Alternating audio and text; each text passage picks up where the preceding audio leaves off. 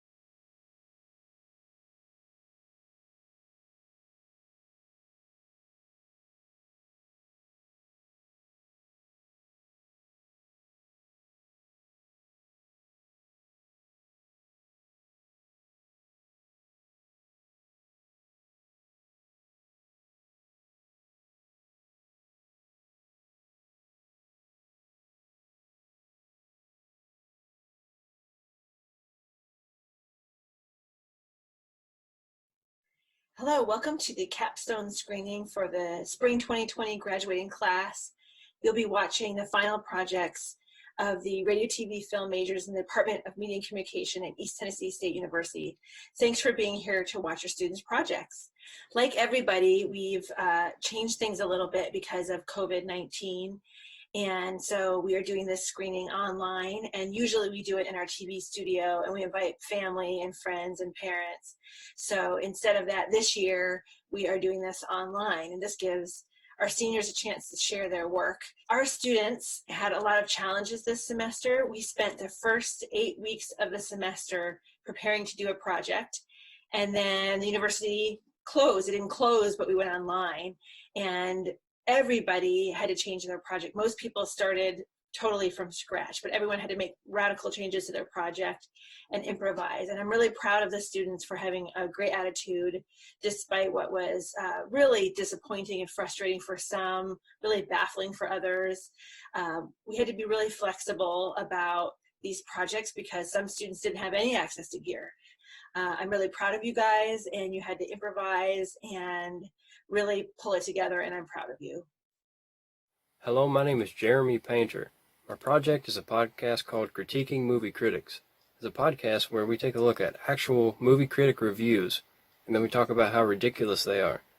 I made this project because I actually do this. I read movie reviews, and I find the ridiculous ones, and I make fun of them. I hope you like it.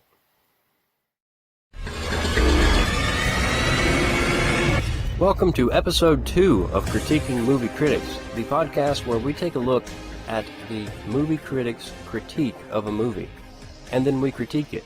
We're taking a look at Scream, the 1996 classic, and here on the show I'll give you a brief introduction to the movie critic. First up, Mr. Stephen Hunter. He's a writer and a film critic, of course.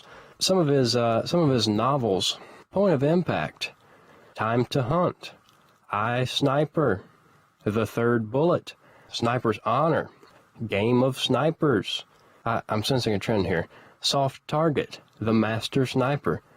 The guy loves his snipers. I'm not sure what the deal is there.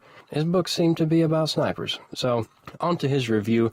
This was published in the Baltimore Sun in 1996, December 20th. He goes ahead. Indeed, Scream is better than the average slasher film, as its advertisers insist. And indeed, it is probably Wes Craven's best film, as they also insist. But that's a little like saying that the pimple on the left side of your nose is better than the pimple on the right side of your nose. Or that the 1995 audit was better than the 1994 audit. Or that Yogi is merely better than the average bear. Mostly, it's the same old things. Goblins in masks, chasing teenagers and the occasional grown-up through time and space without regard to logic, catching them and doing the dirty deed with 6 inches of cold steel. Not pleasant if you've got a soft spot in your heart for human beings, like Mr. Stephen Hunter here clearly does. The movie's only wrinkle is that it is, in a crude fashion, postmodernist. Pardon me while I alert the media, he says, as if he's not the media. By that, I mean not only is it a slasher movie, but it's a parody of a slasher movie, aware of the conventions of the slasher genre, continually pointing them out only to aggressively violate them. For example, this is big news, he says. The heroine loses her virginity, but still manages to survive. This may give desperate graduate students an otherwise elusive new topic for a master's thesis, but for the rest of us old-fashioned seat potatoes just wanting a good time for our $7, it's hardly noticeable. In fact, I think I prefer the old-fashioned irony-free slashers, which were just out to give your endocrine system a goose, without telling you in every frame how much better they were than their materials.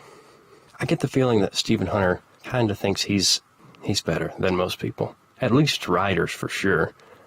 Set in a small, picturesque Northern California town, it watches and drools a bit as a telephone stalker calls up kids, sneers at them in a patois full of in-jokes and genre references, and then cuts their guts out. No real detective work is done, but by the time the cast has been reduced by about 3/4, the list of suspects is so minimal that no surprise is really possible. One would think that Courtney Cox would have managed to ride Friends to something better than this vehicle, but here she is, as a snippy TV reporter who thinks it's possible for a TV talking head to win a Pulitzer Prize. There are some other mildly advanced people appearing in the low-end jobs more appropriate for entry-level performers. Nev Campbell of Party of Five is one such. Another is Matthew Lillard of Serial Mom. Even Drew Barrymore makes a brief appearance, though only her agent knows why. 1 star. And I don't know if he's rating out of 4 stars, out of 5 stars, out of 10 stars. It honestly doesn't matter. If you give it 1 star, that is your lowest rating, and the film could not have been worse. First, he starts off talking about pimples and Yogi Bear, which has nothing to do with anything. That's just Stephen Hunter talking trash to everybody involved with the movie.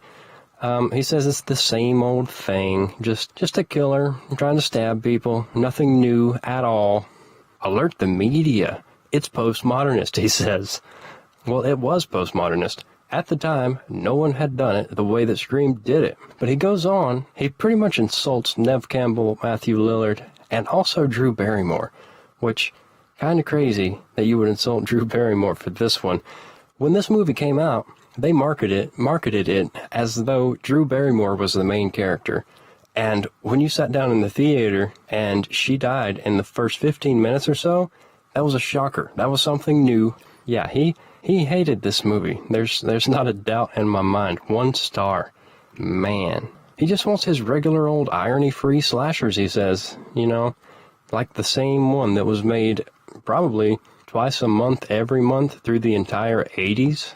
I guess innovation is a bad thing. So, yeah, Stephen Hunter, you get back to writing your sniper novels. Wait a second. There weren't any snipers in this movie. That's why he gave it a bad rating. There were 0 snipers. No snipers, 1 star. Should have been the name of the review. Next review. Hi, my name is Tracy Dalton, and my capstone project is based off the poem Calico Pie by Edward Lear. It is a mixture of stock footage and original animation set to various lines of the poem. I hope you enjoy it. Calico jam, the little fish swam. Calico drum, the grasshoppers come, the butterfly, beetle, and bee. Calico pie, the little birds fly, over the syllabub sea. They drank it all up and danced in the cup, but they never came back to me. He never came back, he never came back, he never came back to me.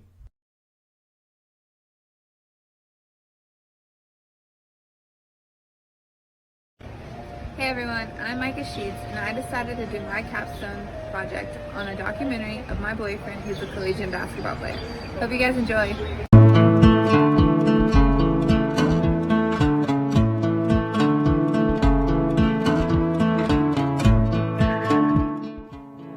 Basketball means the absolute world to me, and it's changed my life for the better. And it's helped shape me into the better man that I am today. It's taught me life lessons that I can take into my future family one day. I'm Andrew Fleming, and this is my story. Growing up, I always loved basketball. I worked really hard at it, and I feel like growing up and watching my brother play and shooting at halftime of his high school games, I guess it set a fire in me that, I wanted to be great too. He was always like my big brother, like my big role model, and I always wanted to be, that kid that got all the, notoriety, all the attention on the high school team. So I feel like growing up, I just worked really hard at it every day. I just spent just countless hours. I missed middle school dances. I missed, I even missed the prom. I worked so hard to try to get to where I wanted to go. And I just fell in love with the game. I fell in love with the grind. I fell in love with the ups and downs, and I fell in love with the cold in the morning, shooting shots before school, and I just loved being different. I think Andrew started out with being part of a sports family and older brother, younger sister, my background, and always playing sports. And started off with a love for the game, and played several other sports, but ended up focusing on basketball. I grew up in Jacksonville, Florida. It's a tough city, but I lived on the good side. And growing up, I played against all the inner city kids. I knew how to be a tough kid. And I just tried to separate myself by working harder.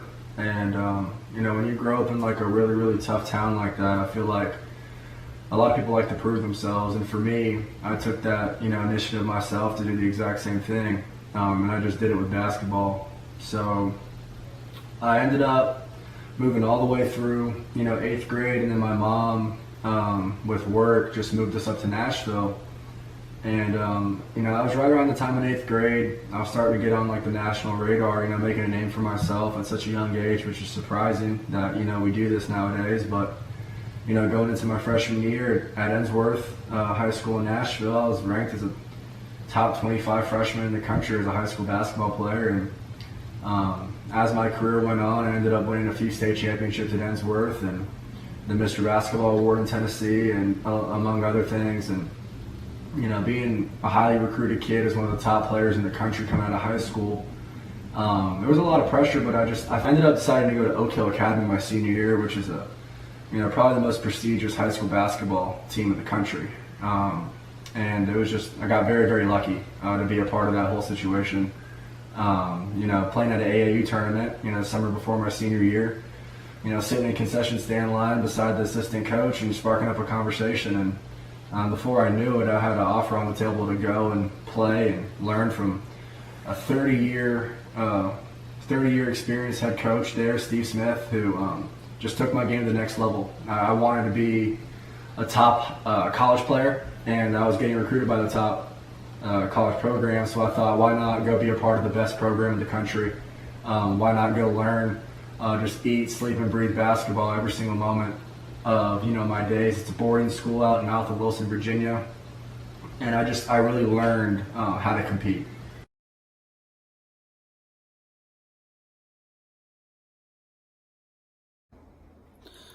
For those of you who don't know my name, I'm Silas Akers. I'm a graduating senior in the RTVF program, and I'm a bluegrass minor. For my capstone originally, I was going to tell this story about a story that involves something that isn't really talked about a lot in the traditional music community. And I wanted to try and tell that, but I didn't get the chance to. So basically, I've shifted with the whole pandemic thing going on. I've shifted to a live concert video from a local band to my hometown, which is Chapel Hill, North Carolina / Carborough, North Carolina. And basically, I free-filmed their whole concert, which was about 3.5 hours, so it was a bit of a struggle, but I didn't have the luxury of telling people where to go or what to do, so I was just like working around them, trying not to interrupt their show and trying to get everything that I could to have a worthy capstone. It would have been cool if I could have it so I could tell them like what to do, but I couldn't. So because it was their thing and they let me kind of walk on stage and everything and do my thing as long as they could do their thing. So I hope you guys enjoy it. I had a fun time editing it, so yeah.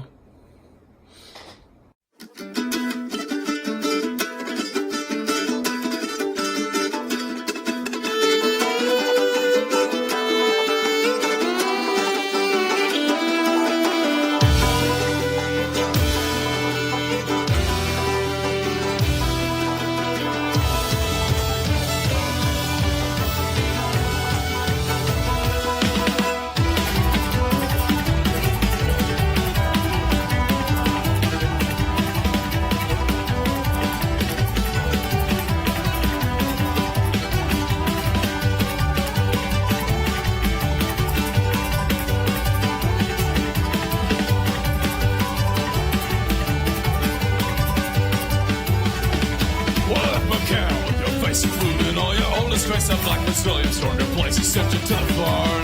Crested victory was shores in the environment, he'd secure than the mag lit malore. Pick McHugh will burn, curse and swear, look at there. Pick Blue was pick there, not until you have a care. Pulling as your solo, up and have it, I was sold, and we'll go full by Lord. Pick McHugh is giving the work, pull me up to Carlo.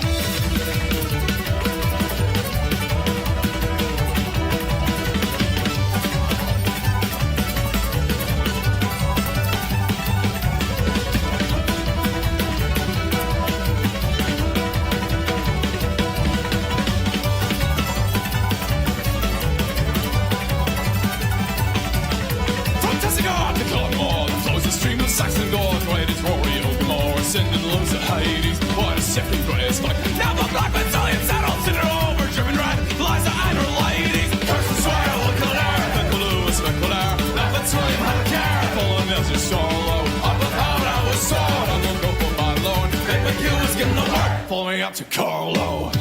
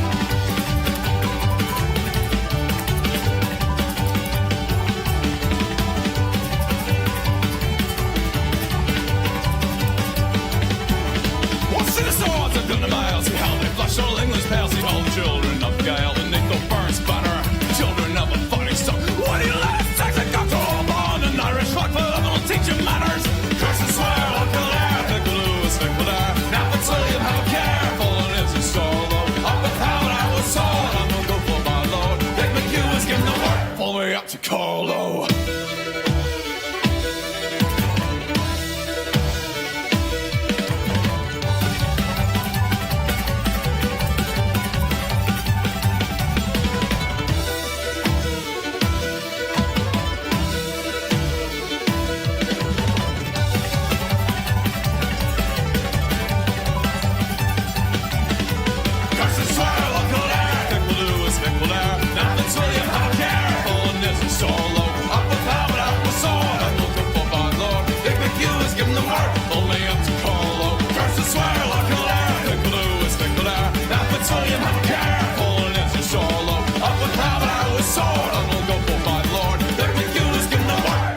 To Carlo.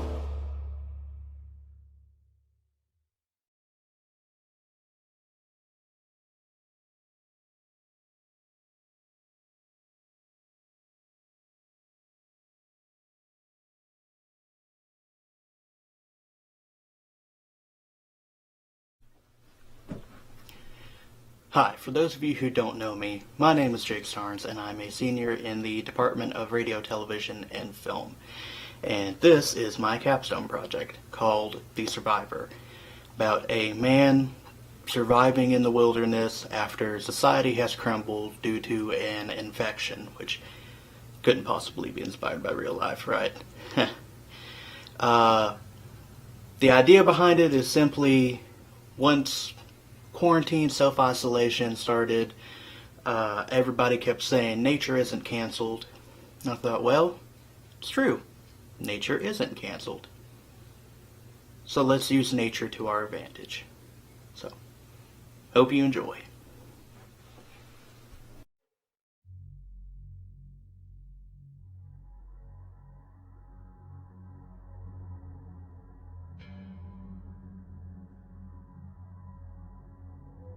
On May 4th, 2020, the Department of Infections and Epidemics declared the United States of America to be home to an outbreak of a highly contagious infection known simply as the American disease. 2 days later, on May 6, 2020, the DIE classified the outbreak an epidemic. Subsequently, the Canadian and Mexican governments locked down their U.S. borders, and all international travel to and from the United States was outlawed and grounded. Within the next 3 weeks, all 48 continental states were infected. Alaska and Hawaii remained infection-free. Mass hysteria gripped the nation with an iron fist. Neighbor turned on neighbor, friend turned on friend, and family turned on family. Those who found themselves to be immune to the American disease escaped into the wilderness, seeking to hide from the crumbling society. Today's date, June 4th, 2020. Days since first infection, 29.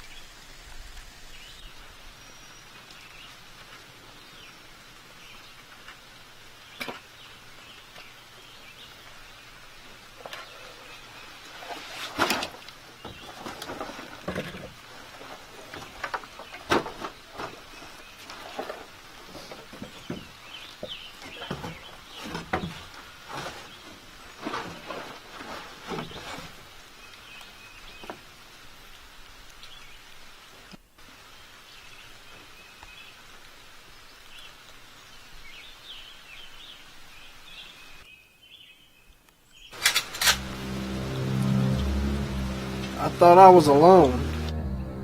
I'm about to be. I'm not looking for trouble. No one ever is, so you're immune then. I ain't even had the sniffles in 2 months. You with that body down the ridge? No, been just me since isolation started. No fever? No, sir. Ache? No. Vomiting? Just some bad eggs 2 weeks ago. Vision? I wear glasses. I see fine in the day.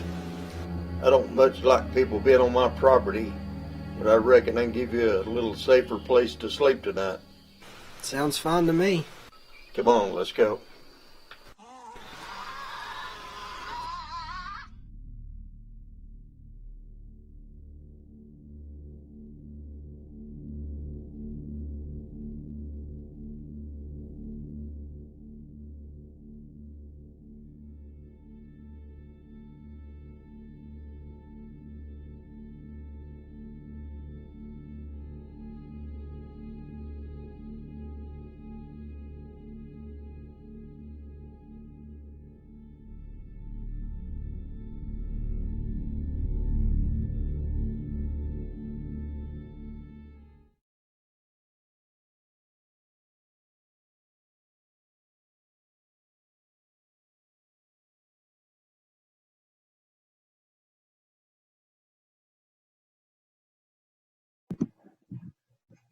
Hello, my name is Seth Montgomery, and the project that I chose to do was a podcast called The Quarantine Report.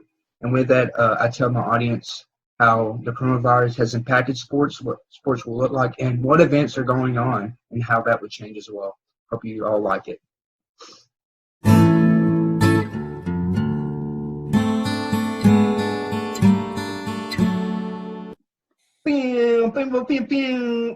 What up, ladies and gents? Episode 2 of the Quarantine Report.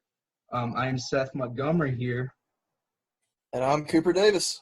And on this episode, we are going to talk about NFL free agency. Our hottest favorite time of the year. It's like Christmas to us football fanatics.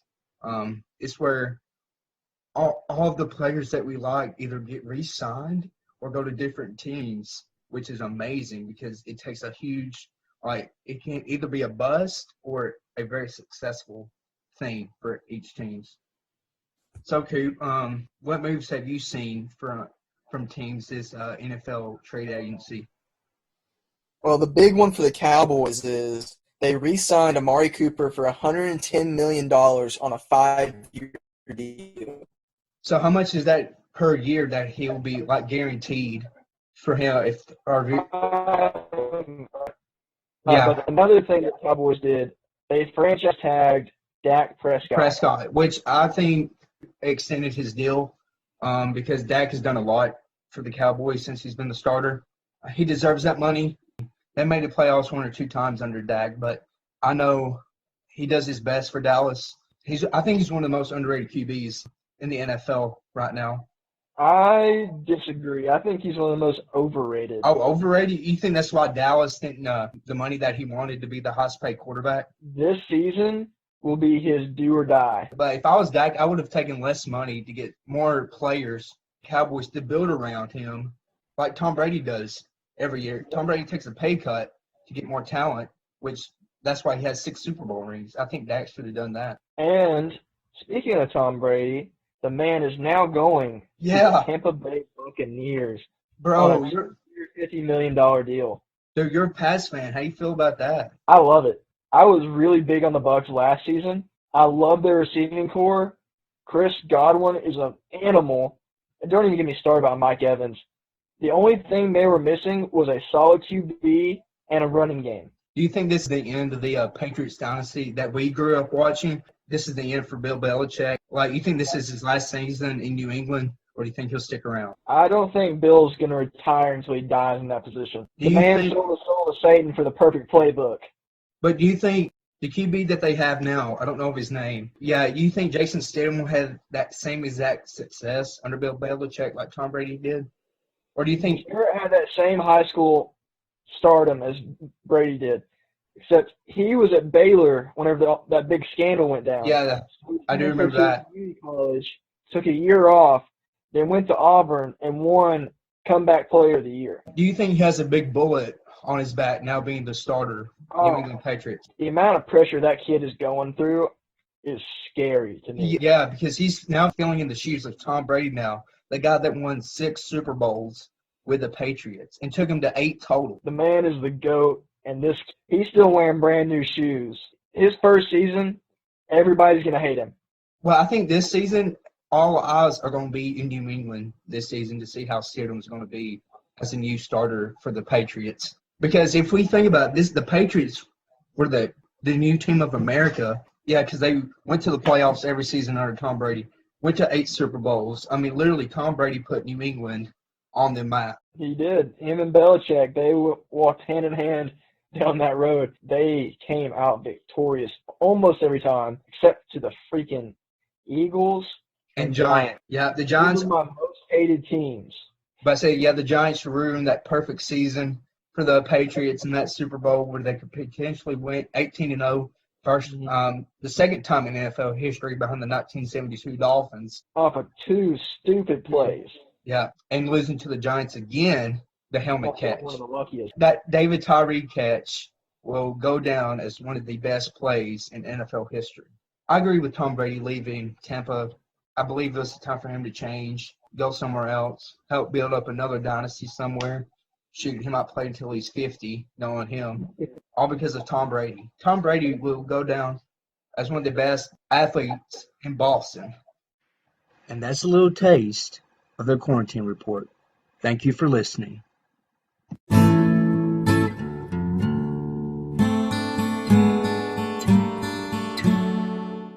My name is Gloria Bunch, and my capstone project is a short science fiction film called First Meeting.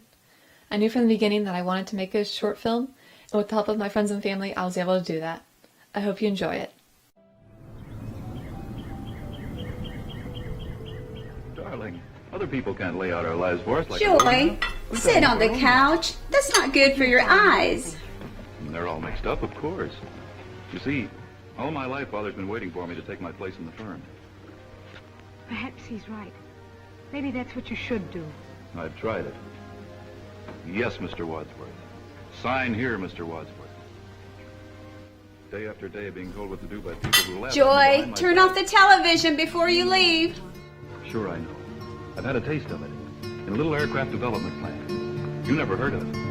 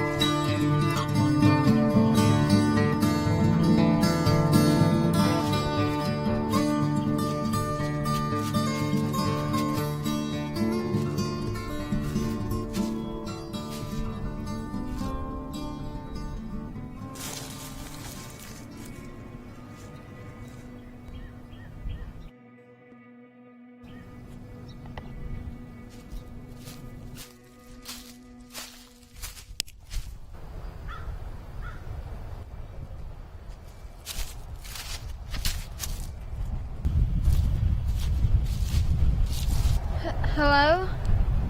Hi, who are you? Joy. That's a nice name. My name's Chris. It's nice to meet you. Are you a ghost? Me? No, I'm not a ghost. At least, I don't think I am. Are you? No. What are you doing in my woods? Your woods? I live here, up in that house. No, I do. Ever since I was little. Wait a second. Your clothes. Are you from the past? What year is it? 1947. What do you mean? Where are you from? 2025. Really? Mm-hmm. Wow. So glad my grandfather said I couldn't go to the movies. What's the future like? You know. Pollution, technology, school. Oh, you'll love this. Look. Is that a TV?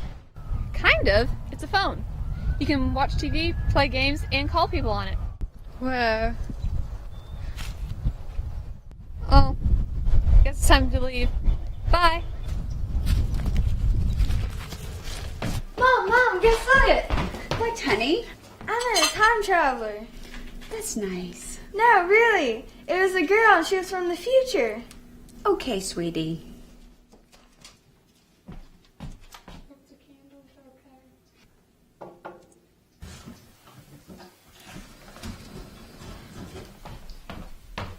What's this?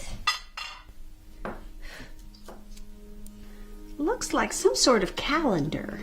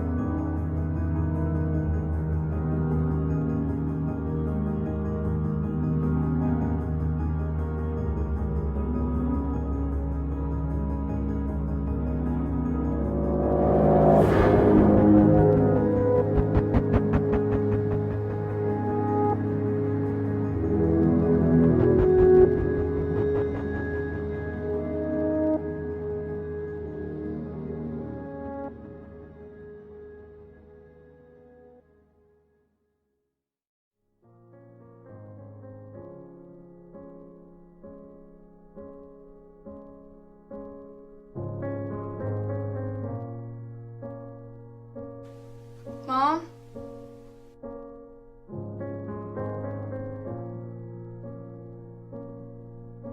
Mom? Mom?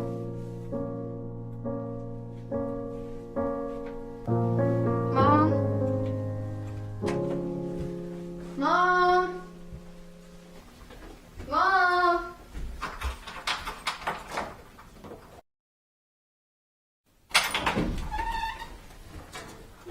It would be here sooner too, but that's what you get when you get a late start and take too many bathroom breaks. Oh, hey, it's okay.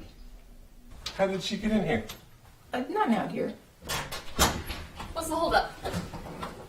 Joy? Chris? You know this girl? Yeah, she's the one I told you about. The one from the past. Is she now? How did you get in here? I don't know. I just want to go home. John, why didn't you help your dad out of the car? We got this. Come on, let's go sit down. We just got in from a trip.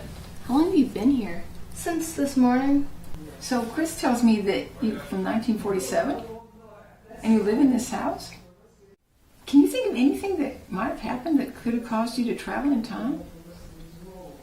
I don't think... Yeah, there's this metal and rock thing my mom said was a calendar. It's still here. Wait a second. That's mine. I lost it years ago when I was little. Could this be what's causing all this trouble? Look, it's today's date. June 2025. So does that mean I can go back now? I guess. We just have to turn it to the right date. And you should be able to go back. What month was it? May.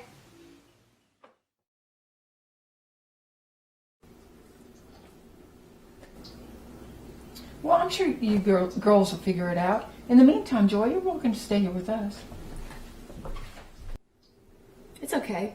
We'll get you back where you belong. My grandmother was a famous science fiction writer, after all. If I can't solve this, then I have no business writing a story of my own someday. But first, let's get you into some real clothes.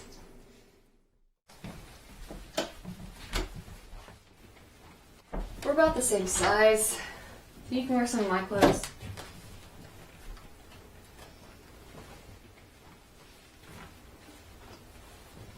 I know it's not what you're used to, but here.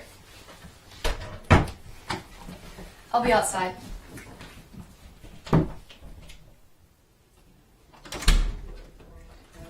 This feels so weird. You look great. Want to go outside? Sure.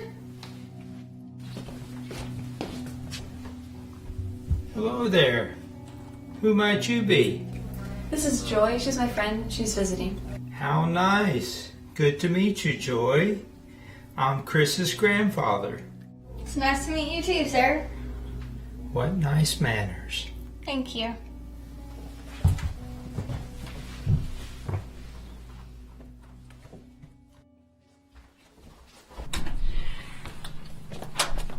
I guess you tore down the barn. No, it's still there. I want to see it. Okay.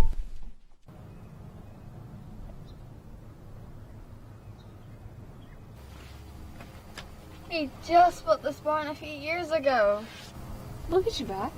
What have we done? What if I have to stay here forever? That's not gonna happen. How do you know? I just do. My grandmother always said that time wants to be fixed. It wouldn't just leave you here. I was thinking, you time travel while you're asleep, right? Yeah. What if the calendar only works while you're asleep? You think so? Yeah. And now that we've put it to the right date, it should bring you back while we're sleeping tonight. Thanks.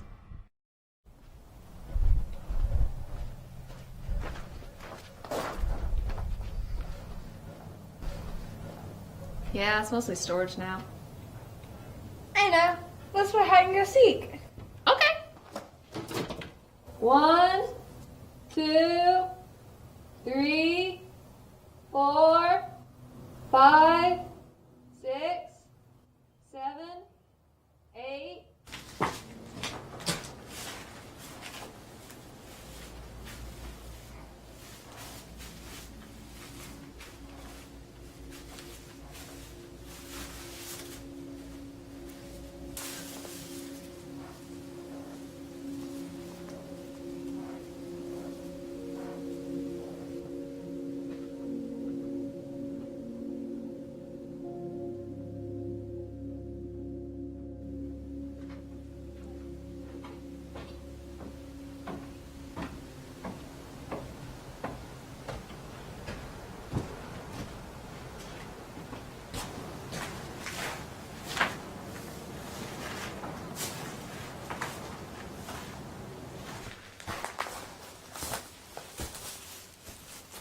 Found you.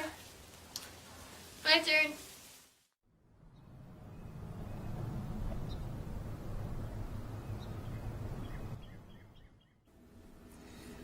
I guess we better get to bed.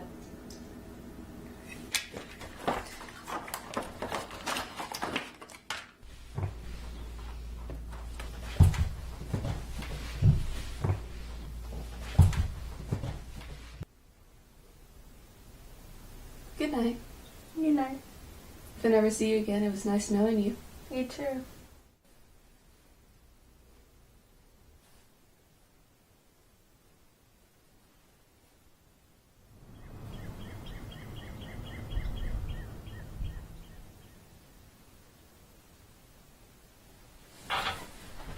Chris, it didn't work. Oh no. I thought you said it would. I thought I would. Oh, this is a nightmare. Wait a minute. Let me think. You found the calendar in the woods when we first met, right? Yeah. What if it's the location? Why don't we try putting it back where we found it? Come on. Give it a try.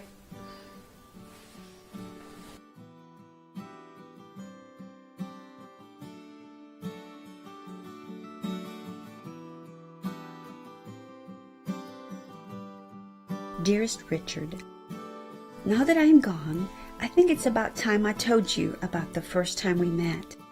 It wasn't at the bus station that rainy night.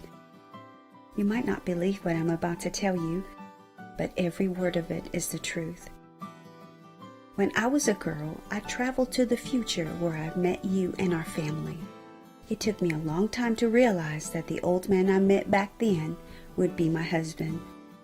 I look forward to seeing you again. All my love, Joy.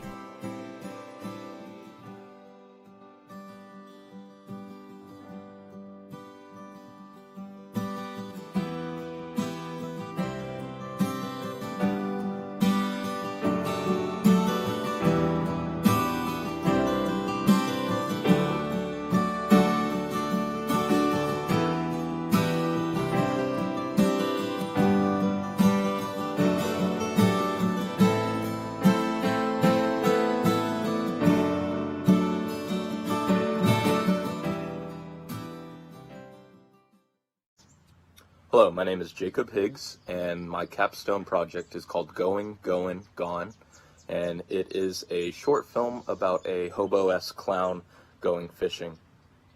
And I think the piece speaks a lot about my creative style and my interest and things like that. I used a lot of techniques and editing that I wasn't comfortable with, but got to play around with, and ultimately the piece became something I enjoyed working on rather than a monotonous project. It was actually kind of fun, and I hope you feel that way about it when you watch it. The interpretation, I like that some people have different interpretations of what's happening, and that's awesome. I think that should be encouraged as a viewer when you watch it. Whatever you feel that you're getting from it, that is totally justified. And there's some things that you'll notice that maybe other people won't. I've kind of speckled the film with small details that I found fun and I knew were in there, but maybe other people won't catch. I hope to elaborate on this film later and go back and maybe make it episodic and tell the story of this character. I had fun with this project, and I hope you enjoy watching it. Thank you.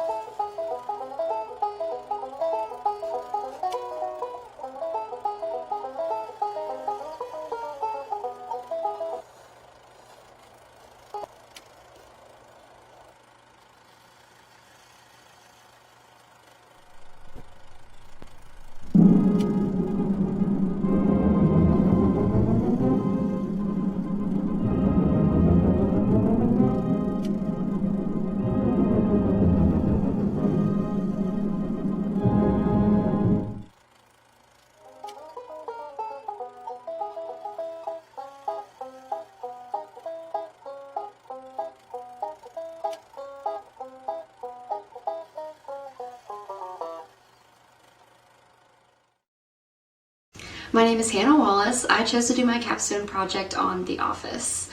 It is my favorite show of all time. I'm very passionate about it, and I thought that with it being the 15-year anniversary of the show, it was really fitting to do a podcast. My podcast is called The Finer Things Club. I had a few friends on the show to help me out, so I hope you all really enjoy my podcast. Warning, spoilers ahead. You've been cordially invited to join the Finer Things Club in honor of the office's 15-year anniversary. Myself and a few guests will be reviewing some of the top funniest episodes, along with a few fun facts, goofs, and our favorite quotes from the episodes. For those of you who have never seen The Office, it is a mockumentary based on the fictitious Dunder Mifflin Paper Company in the hands of Scranton branch manager Michael Scott. It follows the everyday lives of the manager and his employees that he manages. The crew follows the employees around 24/7 and captures their quite humorous and bizarre encounters, as they will do what it takes to keep the company thriving. The show aired on NBC for a cringy yet hilarious 9 seasons. In this podcast, we will be talking about the dinner party, stress relief, the injury, and threat level midnight. For anyone who hasn't seen The Office or needs a refresher, here is a review of our main characters of the series, many of whom are based on the original British series. While these characters generally have the same attitude and perceptions as their British counterparts, the roles have been redesigned to better fit the American show. Michael Scott, regional manager of the Dunder Mifflin Scranton branch, is a well-intentioned man whose attempts at humor often offend and annoy his peers and employees. Dwight Schrute is a salesman and the assistant to the regional manager, a fictional title created by Michael. Jim Halpert, a salesman, is known for his wittiness and practical jokes on Dwight. Pam Beasley is the shy receptionist, but in many cases helps Jim in his pranks on Dwight. In earlier seasons, Pam is engaged to Roy, the warehouse worker, but then ends up getting married and having children with Jim. Ryan Howard is a temporary worker, but is promoted to sales representative in the 3rd season. He later ascends to the position of vice president of the Northeast region and director of new media until his innovations are exposed as corporate fraud, and he is fired. After this and a stint in rehab, he again eventually ends up as a temporary worker at the Scranton branch. The accounting department includes the uptight and orderly love interest of Dwight, Angela Martin, the lovable but dim-witted Kevin Malone, and the intelligent but often patronizing Oscar Martinez. Rounding out the office are the salesmen. Stanley Hudson cannot stand Michael's constant references to his Black American heritage and doesn't like to take part in time-wasting meetings and often works on crossword puzzles or just sleeps during them. The shy and matronly saleswoman Phyllis Lappin dates and then marries Bob Vance from Vance Refrigeration, a company whose office is across the hall from Dunder Mifflin. Andy Bernard is a salesman from Stamford, Connecticut branch of Dunder Mifflin, introduced in Season 3, who transfers to the Scranton branch after the 2 offices merge.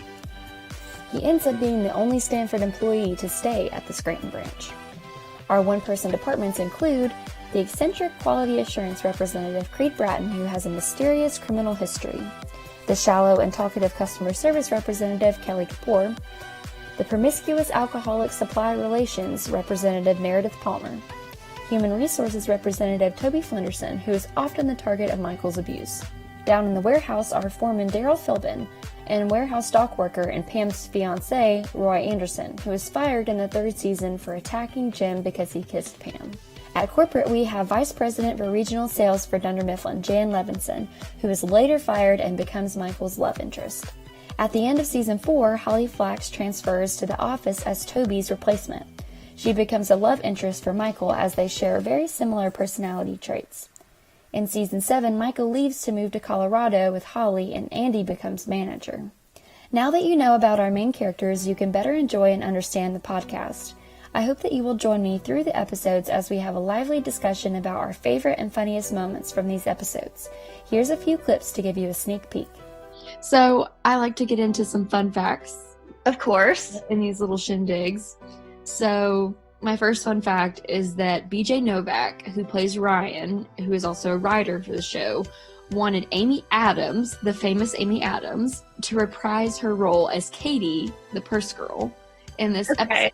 But Adams couldn't due to scheduling conflicts. So I've got actually a couple little fun tidbits about Amy Adams that I've learned from the Office Ladies podcast that Jenna Fisher and Angela Kinsey do, which I love. But Amy Adams was originally in season 1 of the show, and it was either season 1 or like the very first episode of season 2. I can't remember. But she brought purses into the office for people to purchase. Yeah. And this was right before she got famous. And Jenna Fisher, in her podcast, was talking about how whenever they were on set, they were talking to her about how things were going with her acting career. And she was like, oh, well, I just got fired off of this one show. She was like, I just kind of did this indie film not too long ago that I'm really excited for it to come out. And she ended up winning like an award for it. Wait, do you know what it was? I don't know what the movie was, but I think it was like one of the first movies that she did. See if I can find it. Yeah, it was before she got famous. And so in between season 1 and season 2 is whenever that movie came out, but she was still a reoccurring character in season 2 because she had started dating Jim. Right. So she was kind of like almost this A-list celebrity coming back onto The Office. Right. Which, binging on Netflix years later, you look at her and you're like, oh my God, how was Amy Adams on The Office? Because I feel like that's what most people do. Like, I feel like, especially like people our age, have watched it only on Netflix. Like, we didn't watch it when it just came out an episode at a time. Yeah, if we would have been watching season 1 whenever it first came out, we would have had no idea who she was. Right. Well, anyways, Amy Adams couldn't do. I'm referring to her on the first name basis. Me and Amy are cool now. Me and Amy. Amy Adams couldn't be back on the show, obviously, because she's super A-list. Right. So Michael's begging for anybody to come pick him up from the office, except for Dwight. He doesn't want Dwight to come pick him up, but as soon as Dwight figures out that that Michael needs help, he is running out of the office, gets in his car, is trying to fly off. He runs into a pole. You hear the car crash and everything. He gets out, throws up on the car, and then everybody just kind of forgets about it. I was actually upset he destroyed that car in that episode. I mean, that's actually a nice car. It's a nice little Trans Am. I thought it was a Firebird. Is it a Firebird? Yeah. He has a big Firebird on the hood of the car. Oh, that's right. I forgot about that. Yeah. Isn't that a Pontiac, though? Yeah, Pontiac Firebird. Yeah. Well, I hope you guys tune in next week for the next episode of the Finer Things Club. Hope everybody has a great week in quarantine.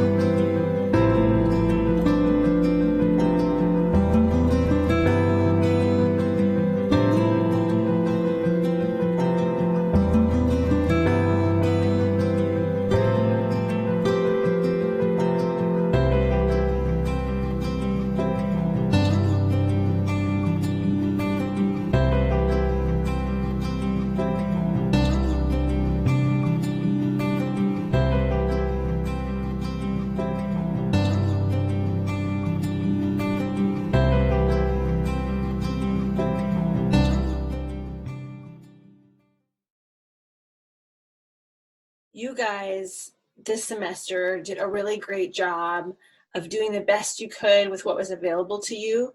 And one of the things I really noticed and appreciated about everybody is that though there was a range of feelings and disappointment about how the semester went, really everyone had a really great attitude, and you're all really fine, down to earth, good kids, good people.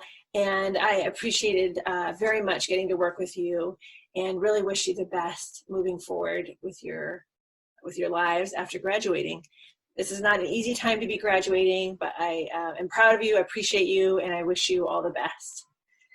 Also, I'd like to just thank everyone in our department that made this possible, including our chair, Steve Marshall, including all the staff and faculty that support the students throughout the department.